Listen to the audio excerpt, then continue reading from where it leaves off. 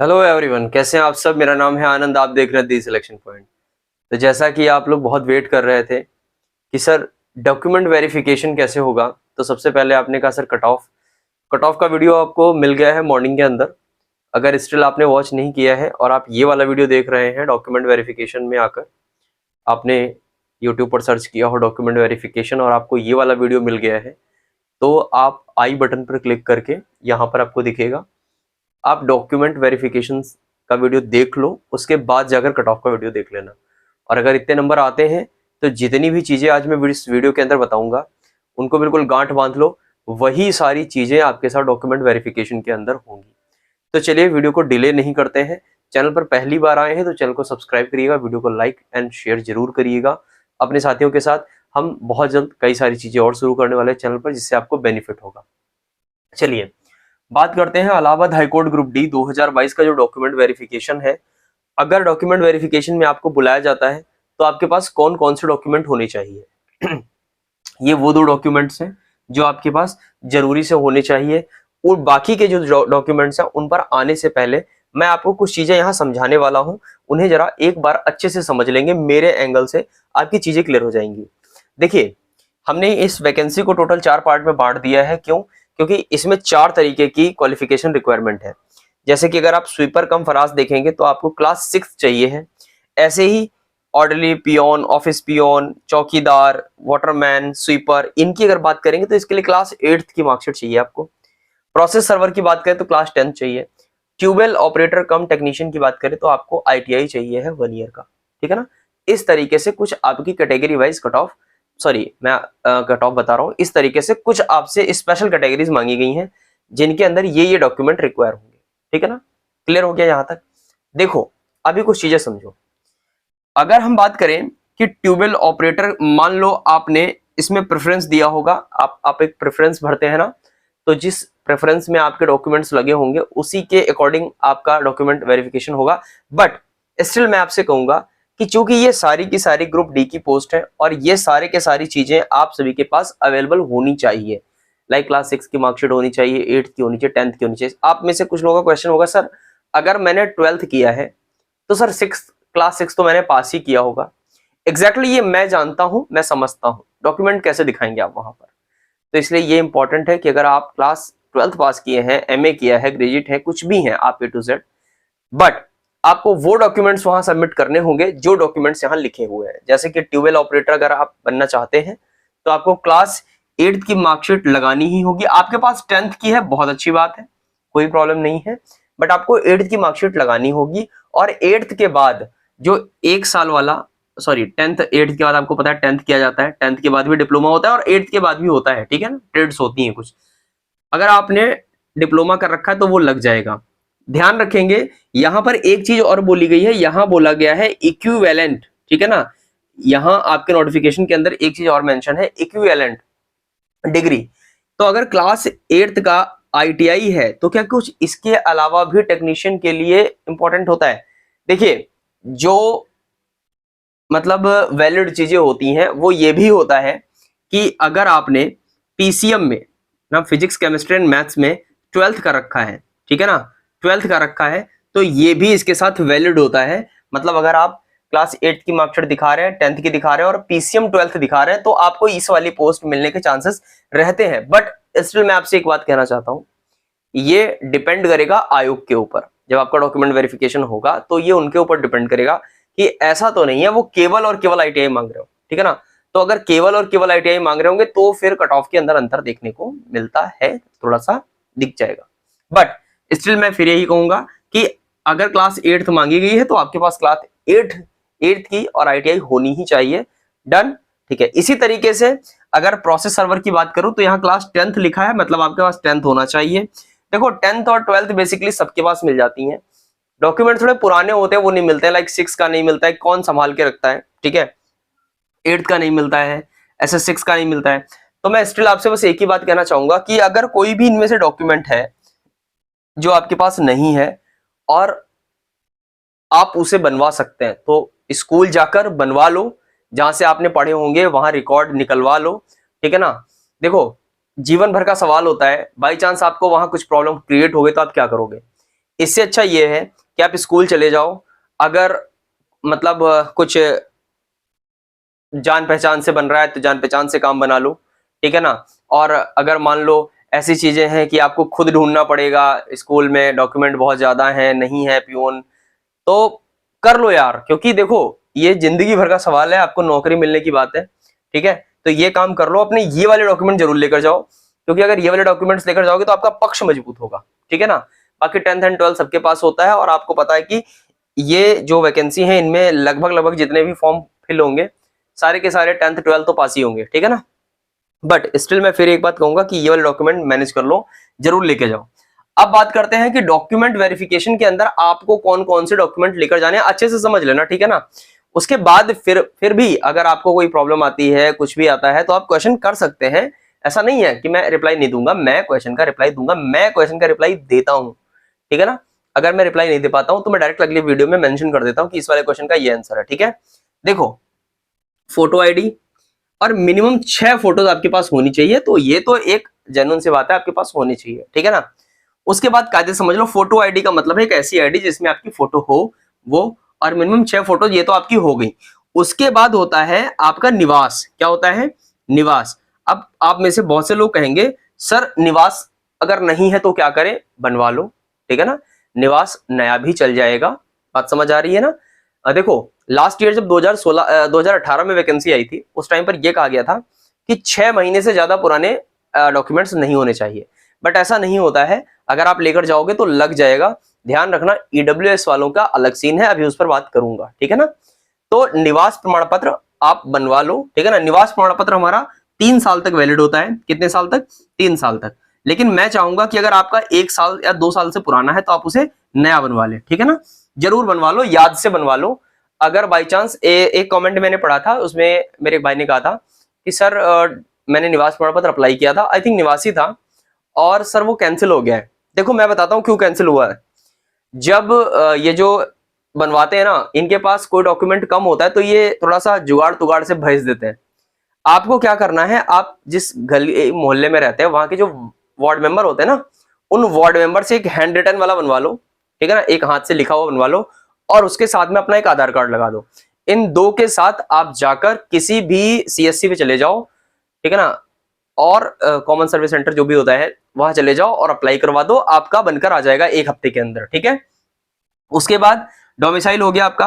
अब कुछ लोग कहेंगे sir category certificate like OBC, SC, ST. देखो भैया, कैटेगरी जीवन में कभी नहीं बदलती, ठीक है ना। एक बार जो कैटेगरी बन गई वो बन गई, वही कैटेगरी रहनी है आपकी, ठीक है। तो ये डॉक्यूमेंट अगर पुराने हैं तो चल जाएंगे। मैंने फिर पिछले वीडियो में भी कहा था कि बहकावे में ना हो, पुराने हैं तो चल जाएंगे। बट स्टिल मैं एक बात आपसे कहना चाहता हूं यार, इन डॉक्यूमेंट्स के बनने में कितना खर्चा आता है? 100-200 आता होगा, मुझे नहीं पता कितना आता है, बट मैं बता रहा हूं 100-200 रुपए आता होगा। आप डॉक्यूमेंट वेरिफिकेशन कराने जा रहे हो, आप पुराना ले जाओ, कोई प्रॉब्लम नहीं है, बट अगर आपका 1 साल के अंदर का है तो मच बेटर है ना। सोचो इस चीज को, आप सोचो एक बार, ठीक है ना। अगर नया डॉक्यूमेंट मिल रहा है तो नया डॉक्यूमेंट, मान लो कुछ प्रॉब्लम आ रही है पुराने में, हो सकता है कुछ ऐसी मिस्टेक हो जो आपने ना देखी हो, इस सिचुएशन के लिए नए डॉक्यूमेंट्स होने चाहिए, ठीक है ना। तो अगर बहुत पुराने नहीं है तो कोई दिक्कत नहीं है, बट अगर ज्यादा पुराने हो गए, 2 साल पुराने, 3 साल पुराने, तो भैया बनवा लो, ठीक है ना। तैयारी कर रहे हो, अभी नए फॉर्म आएंगे, जरूरत पड़ेगा, ठीक है ना। तो मैं यही कहूंगा कि अगर 1 साल से पुराना है तो जरूर बनवा लो, ठीक है ना। बाकी चल जाएगा 2 साल वाला भी, बट बनवा लो अगर 1 साल से पुराना है। अभी ये भी बताऊंगा कि अगर किसी में कुछ मिस्टेक है तो क्या करना चाहिए। फिर हमारे पास आते हैं ईडब्ल्यूएस कैंडिडेट। देखो ईडब्ल्यूएस वाले एक चीज समझो, मैंने आपसे कहा था कि नई डेट का नहीं लगेगा, और मैं लिख कर दे सकता हूं आपको कि नई डेट का नहीं लगेगा। कैसे? अगर जो आपका फॉर्म सबमिट का डेट था, समझना इसको, अगर आपका जो फॉर्म सबमिट का डेट था वो मान लो 10 तारीख था, तो 10 तारीख तक का लगेगा, ठीक है ना। लेकिन कहो 11 का हो, नहीं लगेगा। और अगर कोई भी यूट्यूबर, कोई भी यूट्यूब चैनल आपसे कह रहा है कि लग जाएगा, तो वो सिर्फ और सिर्फ आपको बेवकूफ बनाने का काम कर रहा है। और अगर कोई ऐसा है जो कह रहा है कि मैं डीवी करा के आया हूं, तो भाई साहब डीवी मैंने भी कराया है, बात समझ आ गई। और बिल्कुल लिखित ले लो ये बात कि नहीं लगेगा मतलब नहीं लगेगा, ठीक है ना। किनका लग जाएगा? देखो जैसे मान लो ये 2022 चल रहा है, ठीक है ना, किसी का 2021 का है। अब ईडब्ल्यूएस की प्रॉब्लम ये है कि ये केवल 1 ईयर वैलिड रहता है, ठीक है ना, केवल 1 साल वैलिड रहता है, क्योंकि ये आपका फाइनेंशियल ईयर पर चलता है। अगर फाइनेंशियल ईयर के अंदर का है तो ठीक है, अदरवाइज नहीं है। बट अगर आपका पुराना ईडब्ल्यूएस है तो आप नया बनवा लो, तो देखो पुराना मेरे पास था, मेरा पुराना वाला मान लो एक्सपायर हो जाएगा, ठीक है, हमने नहीं बनवाया 19 के बाद, नया नहीं बनवाया, तो मैं क्या करूंगा, जब डीवी लगेगा मैं अपना 19 वाला लूंगा और 22 वाला जो फॉर्म सबमिट के बाद का भी हो सकता है। क्यों? क्योंकि मैं ऑलरेडी ईडब्ल्यूएस में आता हूं। बात समझ आ गई? तो सर ये रहा पुराना वाला, पुराने वाले फाइनेंशियल ईयर का, ये जब मैंने बनवाया था तब वाला, और सर ये लीजिए नया वाला मैं लेकर आया हूं, ये इसके बाद का जरूर है, बट स्टिल मेरी कैटेगरी ईडब्ल्यूएस है। बात समझ आ गई? इन लोगों का लग जाएगा, ठीक है। तो बात मेरे हिसाब से क्लियर हो गई हो, ना हो तो वीडियो को थोड़ा पीछे भेजना और फिर आकर वापस देख लेना, ठीक है। अब बात करते हैं पॉइंट नंबर 6 की, और क्या चाहिए मुझे। तो देखो इतने सारे डॉक्यूमेंट होने के बाद जब आपके पास हो जाए तो आपको चाहिए आपके एकेडमिक डॉक्यूमेंट्स, ठीक है ना, जो आपके एकेडमिक वाले हैं वो सारे के सारे आपके चाहिए हैं, जो यहां से आपको लगेंगे वो सारे के सारे डॉक्यूमेंट्स आपको चाहिए होंगे, 100% चाहिए होंगे, इसमें कोई दो राय नहीं है, ये सारे के सारे डॉक्यूमेंट्स लगेंगे। अब देखो क्या होता है, एक बच्चे ने कमेंट किया सर पैन कार्ड नहीं लगेगा। नहीं, आपका पैन कार्ड नहीं लगेगा। एक बार एक कमेंट आया था जब मैंने ग्रुप सी का वीडियो डाला था, उसने पूछा सर पैन कार्ड नहीं लगेगा। देखो बच्चा, पैन कार्ड नहीं लगेगा आपका, ठीक है ना, तो पैन कार्ड के पीछे मत पड़ो, जो मैं बताना चाह रहा हूं उसे कायदे से सुनो। जब आप ये सारे डॉक्यूमेंट लेकर जाएंगे, ठीक है ना, आई थिंक मैं कोई भूला नहीं हूं, हाँ एक पॉइंट बोल रहा हूं, देखो कहीं भी अगर कोई प्रॉब्लम है किसी भी डॉक्यूमेंट के अंदर, तो आप एक एफिडेविट बनवा लेना। एक एफिडेविट बनेगा, कहां से बनेगा? तहसील से बनेगा, ठीक है ना, उसमें बता दिया जाएगा। अरे आप इतना पढ़े लिखे हैं सब कि एफिडेविट के बारे में जानते होंगे, ठीक है ना, मैं लिखे दे रहा हूं कि अगर कहीं पर भी कोई भी गलती है, ठीक है ना, जिस भी डॉक्यूमेंट में गलती है उसके संदर्भ में एक एफिडेविट बनवा लेना, ठीक है ना, एफिडेविट बन जाएगा।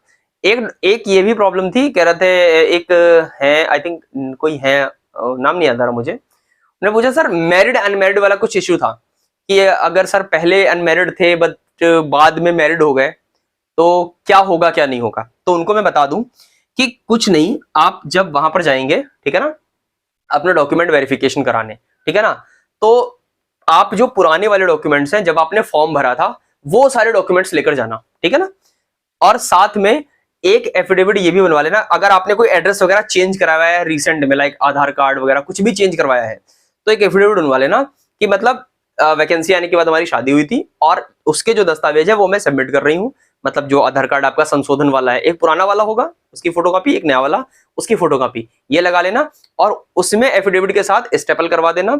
एफिडेविट जब आप बनवाने जाओगे तो वहां पर वो बना देगा अपने हिसाब से, वो लोग बना देते हैं जो तहसील में बैठते हैं, उसमें वो कुछ पॉइंट्स मेंशन करेगा और नीचे एक धारा लिखी जाती है, वो मैं आपको बता देता हूं, इसे मेंशन कर लेना, कहीं नोट कर लो इसको, ये लिखवा देना उसमें कि जो मैं ऊपर विवरण उपलब्ध करवा रहा हूं या करवा रही हूं, ठीक है ना, वैसे ये प्रॉब्लम गर्ल्स के साथ ही ज्यादा आती है, बॉयज को तो पता ही नहीं चलता है, तो जो मैं उपलब्ध करवा रहा हूं विवरण ये मेरी तरफ से बिल्कुल सही है, उपरोक्त अगर कोई भी विवरण गलत पाया जाता है तो उसकी जिम्मेदार मैं स्वयं होंगी।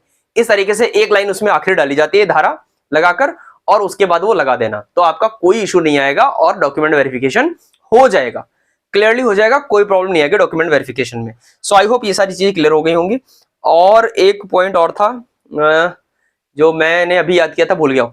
अच्छा एक चीज और, अगर आप किसी को भी कोई ऐसा क्वेश्चन है जिसका आंसर नहीं मिल रहा है, आपने बहुत तलाश लिया, आप एक काम करो, चुपचाप मेरे कमेंट में लिख दो, बस ये मत करना कि सर आज ही बता दो, मैं ट्राई करूंगा कि जितने भी क्वेश्चन हो जाएंगे 50 60 100 जितने कर सकते हो, जिसके जो क्वेश्चन बन रहे डीवी से रिलेटेड सारे के सारे कमेंट सेक्शन में चिपका दो।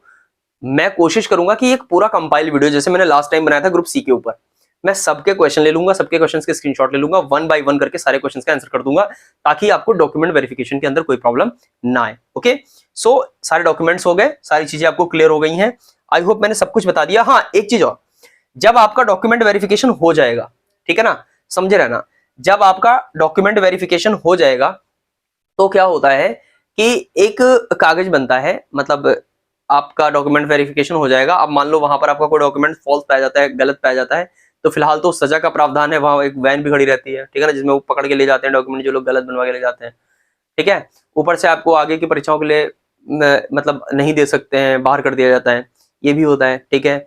और साथ में ये रहता है कि जैसे डॉक्यूमेंट वेरिफिकेशन हो गया सर, देन व्हाट, क्या होगा उसके बाद? तो जब आपका डॉक्यूमेंट वेरिफिकेशन हो जाएगा उसके बाद एक वेरिफिकेशन स्टार्ट होता है, ठीक है ना, जिसमें ये चेक किया जाता है कि आपके ऊपर कोर्ट में कोई मुकदमा नहीं चल रहा है, एनओसी कहते हैं उसको, ठीक है, नो ऑब्जेक्शन सर्टिफिकेट कहते हैं, वो बनवाना होता है। बट अभी जब तक इसका डॉक्यूमेंट वेरिफिकेशन का वो नहीं आ रहा है प्रारूप, ठीक है ना, क्योंकि हर बार चेंज करते रहते हैं ये लोग। लास्ट टाइम बाद में करवाया था 2018 में, ठीक है, इस बार हो सकता है साथ में करवाएं, आपको बनवाना पड़े, तो फिर वो कोर्ट से ही बनता है, ठीक है ना। तो उसमें आपको साक्ष्य देने होते हैं कि मेरे ऊपर कोई मुकदमा नहीं है। इससे क्या होता है, फिर जब आपका डॉक्यूमेंट वेरिफिकेशन हो जाता है तो डॉक्यूमेंट वेरिफिकेशन होने के बाद वापस से वो सारे के सारे कागज आपके संबंधित थाने में आते हैं, और थाने में आने के बाद, ठीक है ना, वहां वेरीफाई होते हैं, फिर आपका ज्वाइनिंग होता है इस तरीके से। और जब आपका ज्वाइनिंग पीरियड आता है, जब आपके डॉक्यूमेंट वेरीफाई हो जाएंगे, उसके बाद आपको डिस्ट्रिक्ट अलॉट कर दिया जाएगा, तब आपका एक चेकअप लगता है, ठीक है ना, हेल्थ वेल्थ के सर्टिफिकेट लगते हैं, लेकिन वो तभी लगते हैं जब आपको डिस्ट्रिक्ट अलॉट हो जाता है, क्योंकि वो वहीं के सीएमओ से बनवाना होता है, ठीक है ना। तो फिलहाल ये वो डॉक्यूमेंट्स हैं जो आपको प्राइमरी तरीके से चाहिए, मतलब इनको प्रायोरिटी बेसिस पर बनवा लो। कोई इशू आ रहा है, नहीं बन पा रहा है, तो थोड़ा सा हाथ पैर चलाओ और जितनी जल्दी हो सकता है बनवा लो, ठीक है। बाकी कोई प्रॉब्लम रह जाती है, कुछ इशू रह जाता है, कुछ पूछना रह जाता है, देन कमेंट सेक्शन ओपन है, क्वेश्चन राइट कर दो। सो आई होप कि ये कंप्लीट वीडियो है, इसके बाद आपके क्वेश्चंस कम हो जाएंगे, और अगर फिर भी रह